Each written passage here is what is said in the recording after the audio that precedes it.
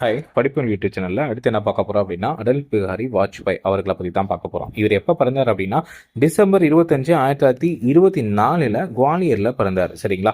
இவர் எத்தனை முறை பிரதமராக இருந்தார் அப்படின்னா, பிஎம்ஆ 1996, 98 இருந்து 99 வரைக்கும், 99 இருந்து 2004 வரைக்கும் பிரதமராக இருந்தார்.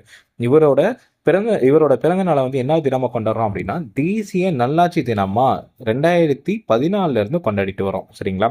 இன்று அவருக்கு எத்தனாவது பிறந்த நாள் அப்படின்னு சொல்லி பார்த்தோம் அப்படின்னா, 100வது பிறந்த நாள். சரிங்களா? இவர் என்னென்ன விருதெல்லாம் பெற்றிருக்காரு அப்படின்னா, பாரத ரத்னா 2015 வழங்கப்பட்டது, பத்ம விபூஷன் 1992 வழங்கப்பட்டது.